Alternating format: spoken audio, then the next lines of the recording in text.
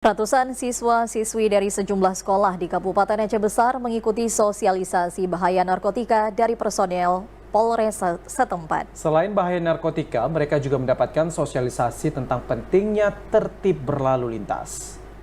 Sosialisasi yang berlangsung di gedung Dekranas Aceh Besar di kawasan Gani, Kecamatan Ingin Jaya, menghadirkan sejumlah pemateri, salah satunya Kasat Narkoba Polres Aceh Besar. Dihadiri Kapolres Aceh Besar dan pejabat dinas terkait, peserta antusias mengikuti kegiatan polisi peduli pendidikan ini. Kapolres Aceh Besar AKBP Dani Catra Nugraha mengatakan sosialisasi bahaya narkotika maupun tertib berlalu lintas ke kalangan pelajar merupakan kegiatan rutin yang digelar Polres setempat bekerja sama dengan Dinas Pendidikan. Selain upaya mewujudkan generasi yang bebas narkoba, kegiatan ini juga diharapkan mampu menciptakan generasi muda yang tertib berlalu lintas serta bebas dari berbagai aksi kenakalan remaja. Sosialisasi digelar menyusul masih maraknya penyalahgunaan narkotika di tengah masyarakat serta aksi kenakalan remaja. Sosialisasi yang digelar diharapkan mampu mencegah berbagai dampak buruk di kalangan pelajar.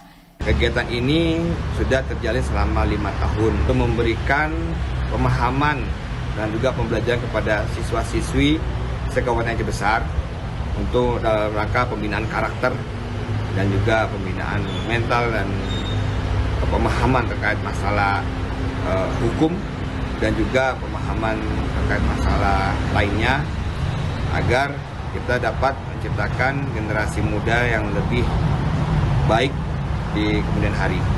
Selain Kecamatan Ingin Jaya, para peserta yang mengikuti kampanye bahaya narkotika ini juga berasal dari 9 kecamatan di Aceh Besar.